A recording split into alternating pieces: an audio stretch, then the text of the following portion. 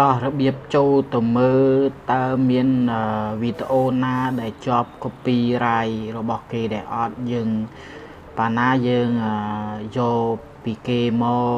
កាត់អត់ដាច់ចឹងណាបញ្ចូលបទចម្រៀងឬក៏បញ្ចូលកម្មវិធីការនិយាយស្អីពាក្យស្អីផ្សេងយកមកដាក់ក្នុង Facebook យើងតើវាមានជាប់ copyright របស់គេដែលអត់តោះយើងចូលទៅមើលទៅកាន់ Facebook មក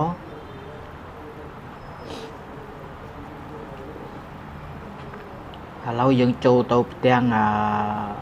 Facebook យើងរួចហើយបន្ទាប់មកយើងចុចកន្លែងត្រេ3នៅខាងលើចុចហ្នឹងមកបន្ទាប់មកយើងអ៊ូសទៅក្រោមម្ដងតិចមកនេះនៅខាងលើការកំណត់និងឯកជនភាពយើងចុចខាងលើមកចុចខាងលើ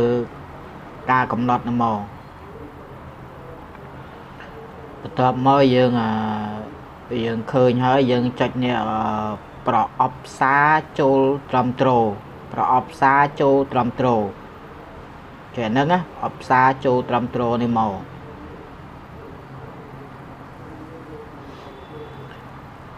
ហើយបន្ទាប់មកយើងចុចអាលើវាមានពីរបន្លោះហ្នឹងរាយការណ៍អំពីអ្នកផ្សេងយើងចុចអាលើហ្នឹងមកតើវាមានជាប់ copyright របស់គេដែរអត់យើងចុចហ្នឹងមកឥឡូវខាងលើស្អាតថេងគ្មានរបាយការណ៍បើអ្នករាយការណ៍អ្វីមួយនៅលើ Facebook ហ្នឹងណាគឺស្អាតថេងលើតោះមកយើងចុចថយវាមកក្រោយមកអាទី2មិញលើមិញក្រោមការជួយដំណឹងដល់ការជូនដំណឹងរបស់អ្នកចុចអាហ្នឹងមក